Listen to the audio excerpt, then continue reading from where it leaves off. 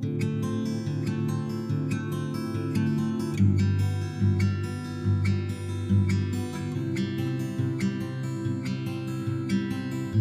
Christmas Creche. The story of the origin of the Christmas creche rests with the very holy man, Saint Francis of Assisi. In the year 1223, Saint Francis, a deacon, was visiting the town of CRECHE to celebrate Christmas.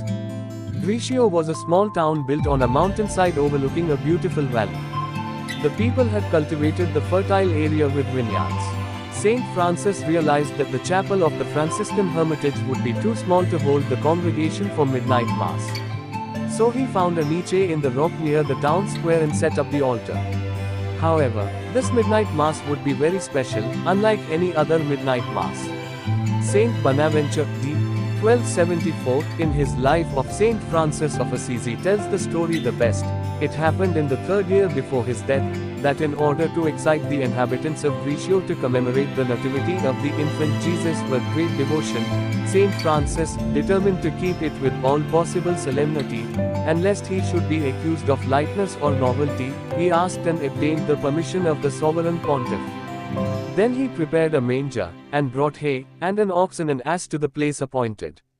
The brethren were summoned, the people ran together, the forest resounded with their voices, and that venerable night was made glorious by many and brilliant lights and sonorous psalms of praise. The man of God Saint Francis stood before the manger, full of devotion and piety, baked in tears and radiant with joy. The holy gospel was chanted by Francis, the Levite of Christ. Then he preached to the people around the nativity of the poor king, and being unable to utter his name for the tenderness of his love, he called him the Babe of Bethlehem. A certain valiant and veracious soldier, Master John of CRECHE, who, for the love of Christ, had left the warfare of this world, and become a dear friend of this holy man, affirmed that he beheld an infant marvelously beautiful, sleeping in the manger, whom the Blessed Father Francis embraced with both his arms, as if he would awake him from sleep. This vision of the devout soldier is credible, not only by reason of the sanctity of him that saw it, but by reason of the miracles which afterwards confirmed its truth. For example of Francis, if it be considered by the world, is doubtless sufficient to excite all hearts which are negligent in the faith of Christ, and the hay of that manger, being preserved by the people, miraculously cured all diseases of cattle, and many other pestilences, God thus in all things glorifying his servant, and witnessing to the great efficacy of his holy prayers by manifest prodigies and miracles. Although the story is long old, the message is clear for us.